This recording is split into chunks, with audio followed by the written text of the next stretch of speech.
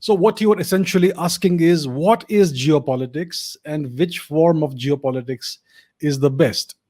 So, geopolitics is a sport. It is a sport that in which you make up the rules as you go. There are no written rules. Nothing is set in stone. And the objective of this sport is to basically acquire world domination, acquire control over the resources and territories and all the power and influence that is available in the world. That is the sport of geopolitics. There are no written rules. There is something called international law and all that, but that only applies to the weaker nations, not the top ranking global leaders, right? The ones that indulge in great power competition.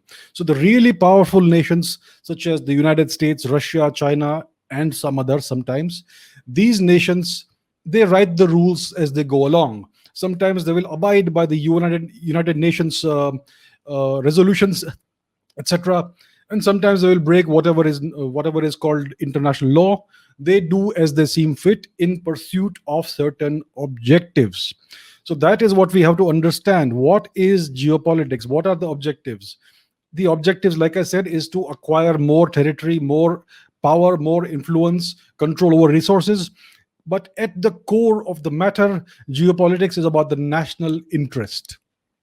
It is the pursuit of the long term national interest that every country is engaged in. So that is what geopolitics is. Now, which form of geopolitics is the best? So, to answer this question, let's compare a few forms of geopolitics.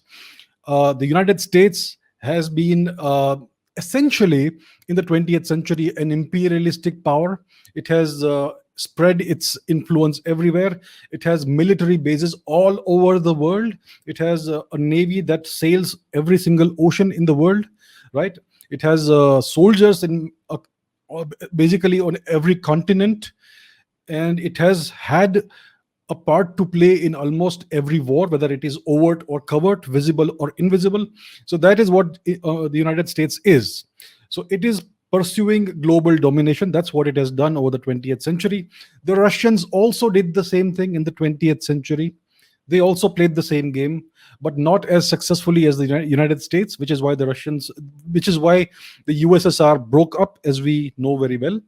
And the Chinese also pursue that same game of relentless expansion, and expansion not just of its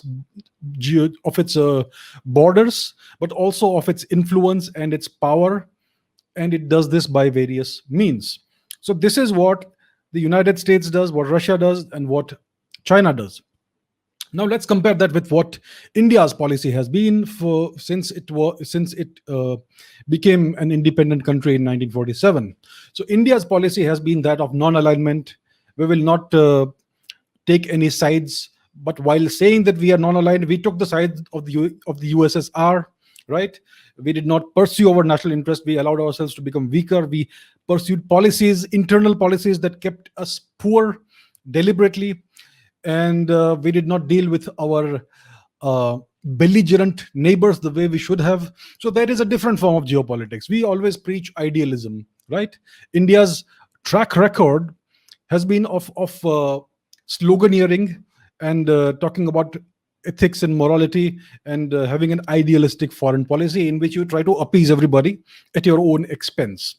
So, what form of geopolitics is the best? Well, as you can see, India has not benefited from this particular course of action, which it has continued on for several decades. So, the best form of geopolitics is the pursuit of one's national interest. It is called realism. It's called realpolitik.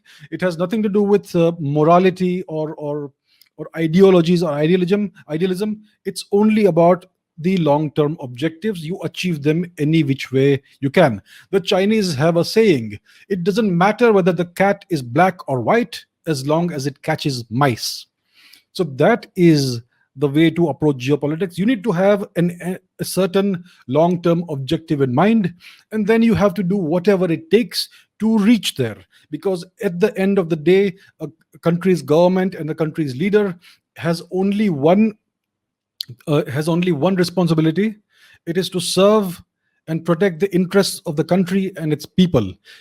A leader's job is not to serve and protect the interests of other countries and other people, because they also have leaders who are doing that.